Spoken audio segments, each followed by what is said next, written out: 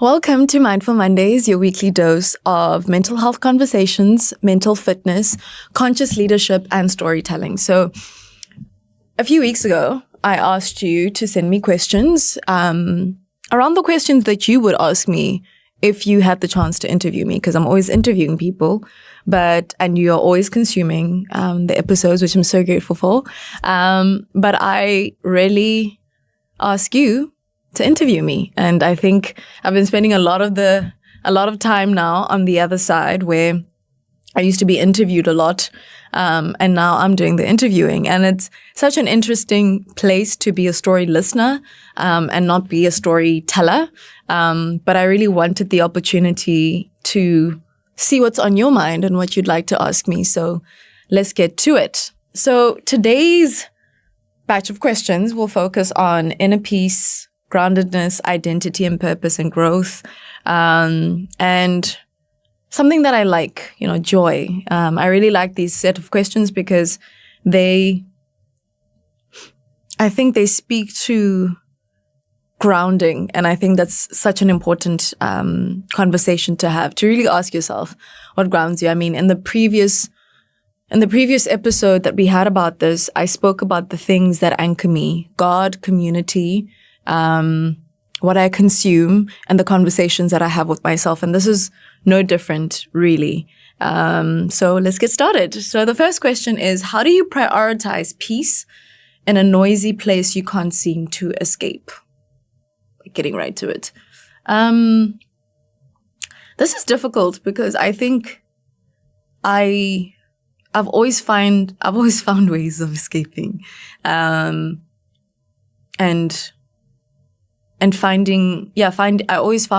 always found ways of escaping or finding peace. And I remember growing up, that was always through books, through media. So I'd watch a lot of movies, I'd read a lot of books, and I could get lost in books. I remember there was the book that I read, and the noisy place, I'm guessing, does not always have to be physical. If it is a physical space, I'm not sure how to advise on that. But in terms of mental or psychological noisiness, I would read books. I remember reading Half of a Yellow Sun by Chimamanda Adichie, and then I also read Songs of Solomon, and those books would help me escape to another world. That's why I said a lot of the times that people want us to recommend books or want people to recommend books, we really recommend fiction. Sorry, I always get it wrong. We really recommend fiction, but there's a beauty in fiction and storytelling because it takes you to a world that I cannot even begin to explain. And for me, like the things that I watch, like the movies that I watch, I like things that get me thinking. And sometimes just doing something silly, like something that will make me laugh. So I found that peace does not always necessarily look like meditation for me. Peace can be a K-drama that helps me sort of just get away from my thoughts. Because sometimes I think, and it's not even our fault, I think we just live in a world that forces us to have to think all the time and to have to be in a place where we just feel like we can't escape. But a lot of the times you just need to find things, very unlikely sources of peace, and define what our quiet looks like. How do you stay grounded, so humble and fearless, and what keeps you grounded in a crowd following culture?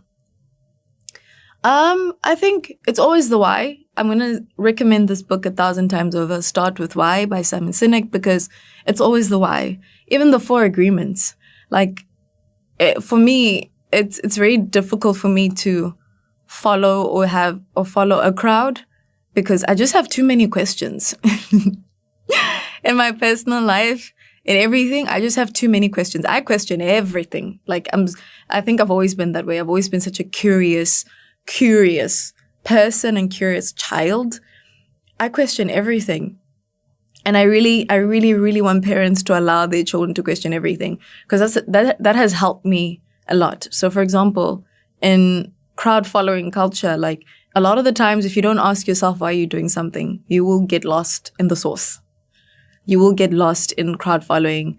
You will get lost because if you're just following, let's say there's someone that started a trend, par exemple.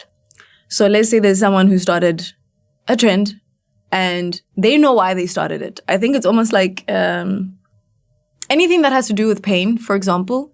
I got an email.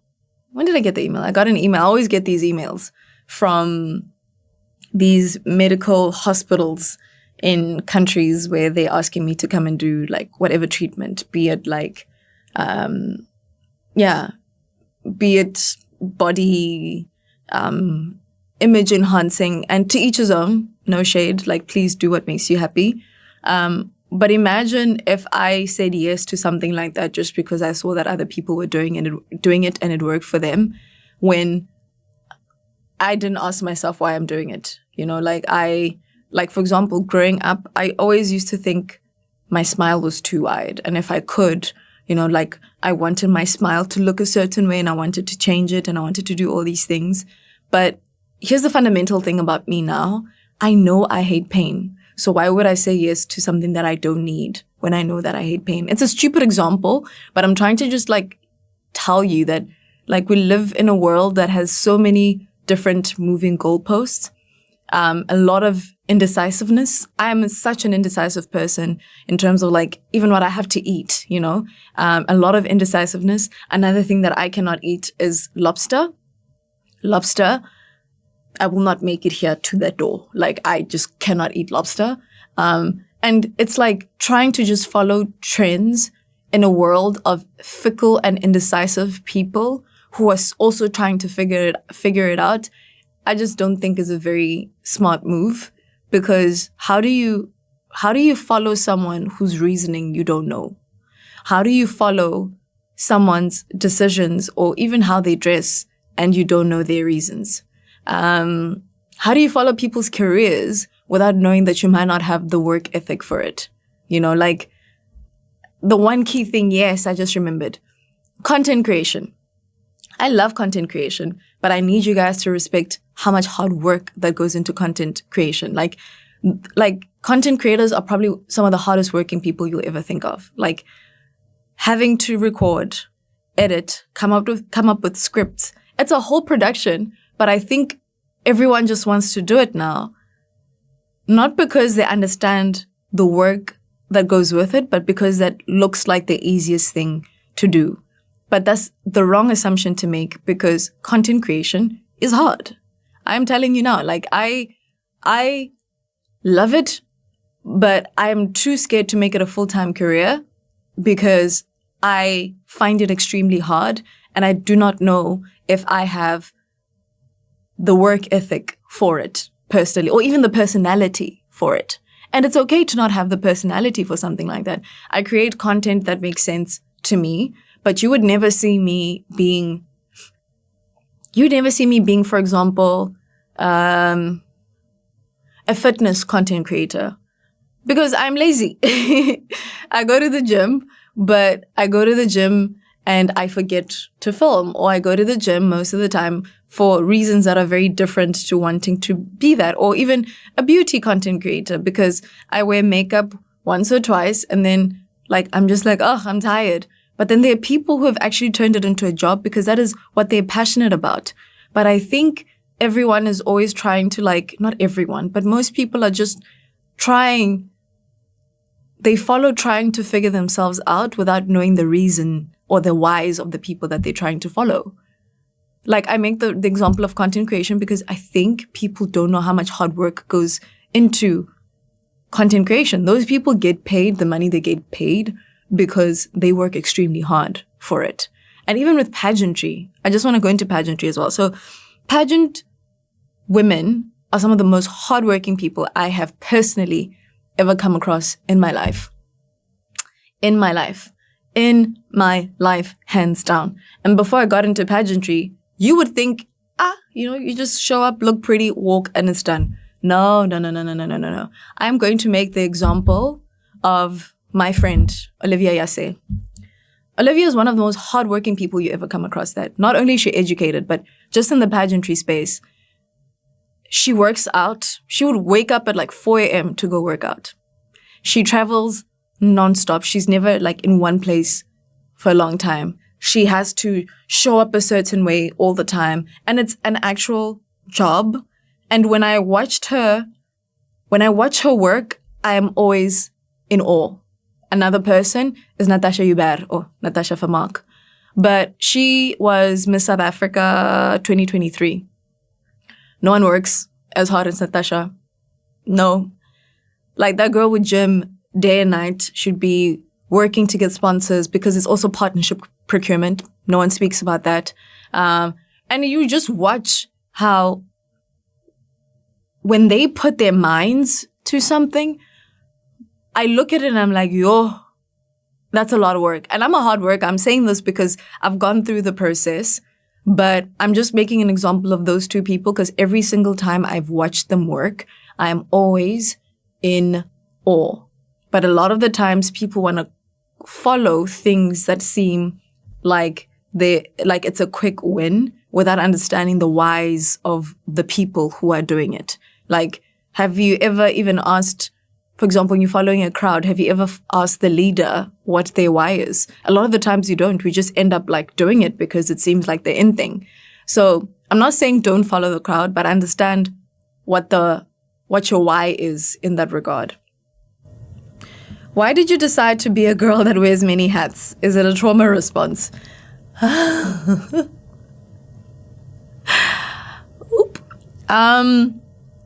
No, I don't think it's a trauma response. Part of it is. But I don't think it's a trauma response. I just have a lot of talents. And I like a lot of things. But I just let it be known that all the hats that I wear have a similar purpose and are anchored in the same why. So I'm going to make an example. When I was 8, my prayer to God was, Dear God, please let me use my voice to impact people. Please let me use my voice to touch lives. And please use me in that way. In that moment, I thought how God would make me use my voice was through singing, because I've always loved singing. I used to write music when I was 8, 9, and I thought that's how God would do it, right? And the next thing, how God did it, was now through my thought leadership work, through my humanitarian work. He did it in ways that through my work in mental health. And it hit me, I think, like 2 years ago, because I'd be on stages and I'd speak, or even through Mindful Mondays, especially the first iteration, where someone came up to me and they were speaking about how Mindful Mondays and having the different psychologists and psychiatrists like literally changed their lives and changed it for the better. And in my mind, I'm thinking, I'm just giving you information. I'm just using this platform to make you feel seen in ways that I didn't feel seen, or bridging the gap in ways that I felt like it wasn't bridged for me. Even with my children's books, I was bullied for 7 years. And in all that bullying, I always wished that someone spoke to me in the same way that my books speak to children now. And in the same way that I use Mindful Mondays and use my work to encourage if I can, to impart information if I can, to raise awareness if I can, I always wished that I had those kinds of platforms growing up. But in all of that, I realized that, I am using my voice in the same way that I prayed to God that I would. Is it doing it in the way that I anticipate that I would? No. But at all times, God's will always be done.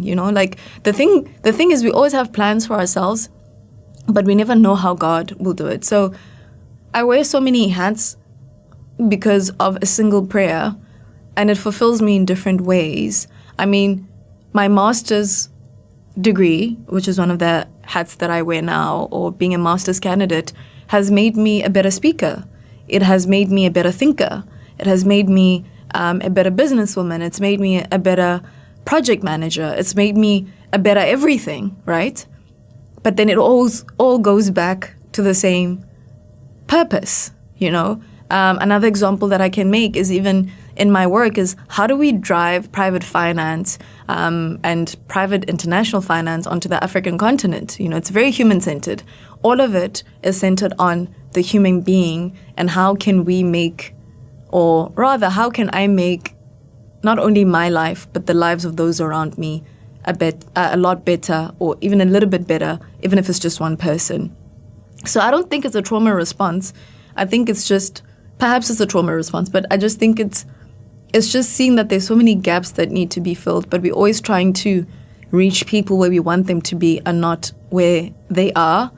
And a lot of the times, through these platforms, through these hats, I've reached people in different ways.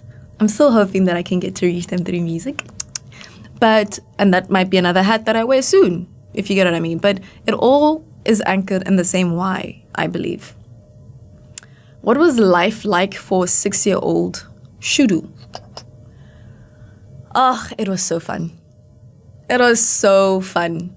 It was so fun. I remember when I was six. Yeah, I don't know what you call it. I think it's like grade 1. I was in standard A, Nandika A. I don't know how else to explain it. But I was an artist in every way. I was an artist. I remember I was in Sarafina and I was the main character, and my grandmother from my dad's side would always come and watch me, and you'd show me a dance and I would do it, and I loved singing. I still do love singing. Singing is the happiest. It's like the thing that makes me the happiest. But I remember singing Special Star. There's a special star that shines every evening in your eyes. There's a special star that shines. And then you're like, dee-dee-dee-dee-dee-dee-dee-dee. Like, that was me. And then there's something called Chigombera. And I used to know how to dance Chigombera. Like, I was an artist through and through. I would only go to church to sing. There's a song that I loved. It's called Konani. But I hate that they only sing it at funerals. But it's literally one of my favorite songs. And I would go to church to sing that. So 6-year-old me, the only way you could get me to do something is if there was music and dancing involved. The only way to get me to do something. I used to play with my cousins. We used to make those wire cars. We used to play Femini, Ulu. I don't know how you call it, but like it's when they take wool strings and then you jump in and you jump out and you do the crisscross and then you play Femini Bora. It was like the ball thing, and then you like have to duck the ball and all of that. 6-year-old me, oh gosh, she was so happy. No problems. She was so happy. She was like the favorite version of me because you couldn't tell her anything. You couldn't tell her anything. I don't think I'd go back to 6-year-old me because I wasn't living with my mom at that point. But like I loved her. I loved her. And what would you tell your 8-year-old self? What would I tell my 8-year-old self? So when I was 8 was when I moved from Venda to Mpumalanga, which is like a town city place. And I think what I would tell her, which I think she knows now, is that change is okay. There's a reason for everything. I think when I moved, I was honestly so miserable because I missed my cousins. I missed the familiarity of, like my community. I missed having opportunities to sing and dance all the time. And I remember like in grade 3, the first thing I did in one of my classes was they asked, please show us your special talent. And the first thing I did was sing. But one thing I didn't know is that I was horrible with lyrics. I was so bad with lyrics. I think the song I sang was, and I'm so sick of love songs, so sad and slow, so done with wishing you were still here. Ha! And I don't know the lyrics to that song. I think I know the lyrics now because I was bullied for not knowing the lyrics. So like people made fun of me because I didn't know the lyrics. and I used to call them lyrics back at the time, back in the day. And I think in that moment, even though I didn't know the lyrics, I wish the words didn't affect me as much as they did, because it was okay to not know the lyrics. I think it's the effort, it's the thought that counts. And I mean, I just wish I knew that change is okay, and that people's words should not impact who you are. But it's very hard to tell an 8-year-old that. Like, it's very hard to tell an 8-year-old that. But I just really wish that she knew that change was okay. And because I think I was in such a vulnerable state because of the change, I allowed everything to affect me. So yeah. What does education really mean to you? Education means everything. Education means everything. Like, I like being educated. I like being smart. But I feel like people think being smart is something that you're born with, and intelligence is something that you're born with. And yes, you can have the innate ability, but I really think education nurtures every single mind. Every single mind. You don't need to be Albert Einstein when you're born. No, you don't. I think you need to nurture your mind through education, because the more you learn, the more you're exercising your mental muscle. You know, like, I study every single year. I always say this. Every single year there has to be something new that I learn. Like, I have a weird construction certificate. You know, I have a property investment and development certificate, because I was like wondering, okay, there are all these buildings around us, and, you know, property development is such a huge market, but I don't understand how it works. What if I one day would like to construct a building, and how do I actually go about that? What if I had land and I want to build, I don't know, a mall? And I mean, my family, my dad's side of the family builds stuff all the time, but like, I was like, how do I want to understand how they do things, you know, because things, they don't just come up. You know, like, the buildings that we see, the malls that we see, they don't just come up.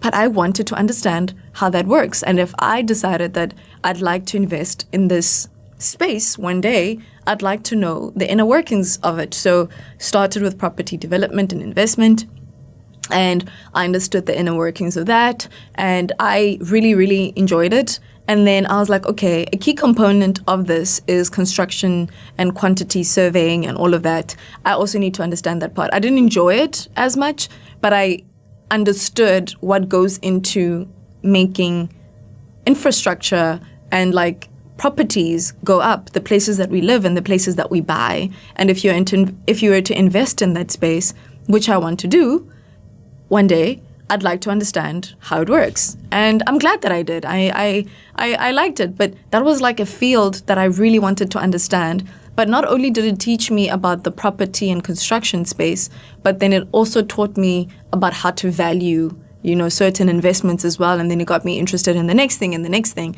And then the following thing that I did was I did a business international relations and political economy certificate as well. And that was after my postgraduate degree. And I really enjoyed it because it helped me understand how, you know, the world order is changing. You know, globalization is such a real thing, but there's certain narratives that are told to us about who the winners are and who the losers are, but there's a different reality on the ground depending on where you're studying this material. And that was incredible. I enjoyed every single second of it.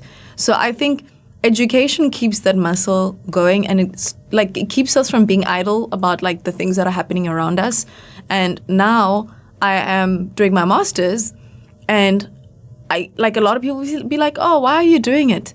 Not that I thought I was dumb before, but I'm definitely a lot more, like, I've acquired a lot more knowledge. And you see it in how I show up in meetings now, even in business meetings, even in how efficient I've become, even in how I manage the things that I'm working on, my advisory work, my business work, and the things that I'm venturing into. Like, I am a completely different human being, but I think people don't value education as much as they should. And I think, like, education is attractive to me because it just shows me what matters as well and what should matter. It shows me what matters to people as well. Because a lot of the times to understand anything is to understand, like, you need to understand why money flows to certain things. This is in development, this is in business, this is even in humanitarian work. If you understand where the money comes from, who it flows to, how it flows there, and how to make those people care, that's how you begin to build things. And education is the one thing that can help you do that. Like, you don't just show up to any space and decide, I want to do this. I mean, men can get away with it. But, like, time is ticking even for them, because with AI and how it's showing up, you need to understand AI and how it's going to impact certain industries. And if you don't know that and you're just relying on your human knowledge, your innate human knowledge, I think you're in trouble. I think you're in trouble. If you're not educating yourself about the history of intelligence and how we got to this point, how AI works, how you should use it, that in itself is education. I don't think when we speak about education, I don't think we're speaking about getting a degree. It could be a certificate. It could be a short course. It could be something. But please always be consuming some form of knowledge. It could be books. It could be books. But education should be the foundation of who we are. Education should be the thing that drives us. Education is the foundation of everything. The people who are creating right now, some of the biggest industries that define how we live, even the phones we use, it is a business. It is based on education and the things that they know. But if we don't know, if we live in a world where we're waiting to be given information, especially in the era of disinformation, it is only education that can help us, even in the smallest ways, to discern what is real and what is not. You know, critical thinking is like nurtured through education. So what does education mean to me? It means everything. It means absolutely everything. What does education really mean to me? It means everything. One thing everyone should know about the mind. The mind, what's the one thing that I've learned about the mind? I want to use Mindful Mondays, but the mind is an incredible, flexible muscle that can be trained. That's what I've learned about the mind. That you do not need to be stuck in certain patterns and certain loops and almost fall back on the fact, or like only rely on what has happened to you, as if you cannot change how your mind looks at situations. I mean, the Zoraida episode, she spoke about like how habit stacking and how to break certain habits and how to break certain generational loops. And that is through training, reframing, and training, reframing, and building a new mindset. It's like trying to build muscle on your arms. You can see clearly that I've been failing. But it's like, actually, no, not too bad. But it's like trying to build muscle on your body. I feel, or I have learned now, that the neuroplasticity of the mind shows that we can change ourselves, we can change how we think, we can change certain generational loops that may have been a result of auto-domestication and like things that we have learned from our parents and their parents. We have the ability to do that. So that whole thing of you can't teach an old dog new tricks, or we can't heal, or we cannot change how we think about ourselves, I do not believe that to be true. I really do believe that it is possible to train the mind. Do you feel like you're walking in your purpose right now? I think so. I can never truly know, because I truly believe that my purpose is bigger than me. I always live in the will of God, and what He has in store for me. I know that I'm living in my purpose because I'm always checking in. Always asking myself, why am I doing this? Who am I doing it for? What am I doing? How am I doing it? Why am I doing this? Like that same loop, but also just constantly anchoring myself. Like, so anchor yourself, even if you're not, if you don't believe in the same God that I do or the same things that I do, find the things that anchor you and always check in and have those conversations with yourself. How are you when you're not in survival mode? I'm happy. I'm good. I don't think that I'm always in survival mode. I think how I am when I'm not in survival mode is I'm very childlike. I'm very childlike. I'm very, I think those who know me will tell you that I'm very goofy. I live, I live in a weird reality in my head. I swear that I create movies in my head all the time. I dream about like movies that I've produced and directed. I dream about movies that I've produced and directed in my head, and I believe that we can bend and create the lives that we want. And when I'm not in survival mode, I'm in a world full of magic. Did you fulfill your childhood dreams? I'm getting there. I have fulfilled most of them. Living in New York was a big one, and I've done that, and I hope I continue to do that. And maybe this connects to basically both the two previous questions. What measures do you take or believe in that help you to align with who you are? And again, it all goes back into anchors. And I think I like this, or the next few questions, which is, what advice would you give to young girls entering their 20s? And how has your last year in your 20s been treating you? And do you feel a different shift? The advice that I would give to young girls entering their 20s is to be kind to yourself. Please be kind to yourself. I think what I'm realizing is that no one will ever have things fully figured out. But I also realized that plan, but don't plan so much that you don't leave room for spontaneity. Don't plan so much that you don't leave room for things to change. Don't plan so much that you miss the blessing that is right in front of you. And don't be scared. Don't be scared. Don't be scared to live. Don't be scared to take risks. And just always know that you're enough. I think that's the biggest advice that I'd give to young girls entering their 20s. Don't forget that you're enough and you're doing enough. It's strange how we fear the unknown. I think women more so, because it's reinforced by the structures around us. But you're doing enough and you're more than enough. In whatever room you walk into, in whatever seats you occupy, whatever jobs you get, whatever career you decide to go into, you're more than enough for it and you're doing just fine. And how do I feel about the last year of my 20s? I feel good.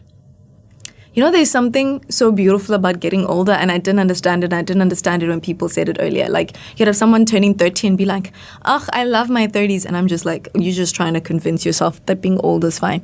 Honestly, that's what I thought. But I was so wrong. Oh my gosh, I was so wrong. I look at myself now and I believe that I am more beautiful than ever. I feel sexier than ever. I feel smarter than ever. I feel like my frontal lobe has actually finally fully developed. I like how I look at myself. I like the boundaries that I have. Oh my gosh, like I have boundaries now. 80% there. I have boundaries now and it feels so good because I think back to the conversations that I had with myself before I was 25. I'm like, oh, how did I allow myself to go through that? And like your 30s are like finally settling into the forgiveness of self. For the times you weren't kind to yourself. It's recognizing who you are and what you bring to the table. But it's also being okay with things that you wouldn't have been okay with before, you know? It's also being okay with like your own company. Well, for me personally. So I don't know if there's a shift, but there's definitely like a lot of learnings that I'm taking into 30 that I'm very excited for. And I'm just really happy that I look at myself with so much love and so much admiration and so much respect and so much kindness now. And I didn't have that a lot in my early 20s. I really did not. On a lighter side of life, someone sent me this question. What makes you smile outside of family, friends, or work? What makes me smile? Music, art,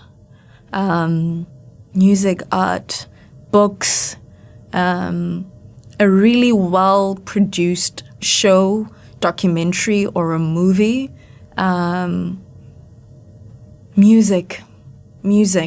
Sometimes I just put on a nice song and I just dance in my room by myself like no one's watching. And honestly, no one is watching. But that makes me smile. And what also makes me smile is also seeing like there are these videos of like parents raising these children who feel safe enough to talk about how they feel. There was a video that I saw where this little girl, I think she's like 2, she's like, "Mommy, you didn't kiss me today." And then she's like, "What?" And she's like, "It makes me sad. You didn't kiss me today." But this child knows how to communicate how she feels. Like there was another video of this child who was like, "I know that I was wrong, but you didn't speak to me nicely, Mommy." I think that really makes me smile because it shows that there is a shift that is happening, and this new generation that's growing up is being raised with like gentle parenting, but in a way where they can recognize when they're wrong, but also know that they're safe enough to communicate how they feel. So that's like a random thing that makes me smile. Let me see if there's any other questions. The other questions are just weird. Someone was like, can I sleep on your shoulder because I'm tired? Can you see how small my shoulder is? Anyway, thank you so much for your questions. If you have any other questions, please send them through to Mindful Mondays. And with this, I think the next solo episode that I want to do is about allowing joy into our lives, practicing kindness towards ourselves, and just being in a space where you realize that it's all going to be okay. I think a lot of these questions made me feel lighter and made me feel really happy because they reconnected me again to understanding a part of myself that I liked, which was my inner child, where she... Oh, I've been sitting away from this. I hope you could hear me this entire time. Where she... I hope you heard me the entire time. But where she is... Yeah, we're going into my 30s. I'm turning 30. I'm turning 30. But going into my 30s, I'm realizing now more than ever the value of allowing joy into my life and accepting joy. And even if it's for a second, making sure that I embrace it with everything in me so that joy knows that it is welcomed in my life. So, yeah. I'll see you guys next week. Thank you so much. Please do send the questions. I'll do another poll for those who want to send questions. Just comment below in the comments and let me know if you'd like me to do a lot more of these. Thank you, and I'll see you next week.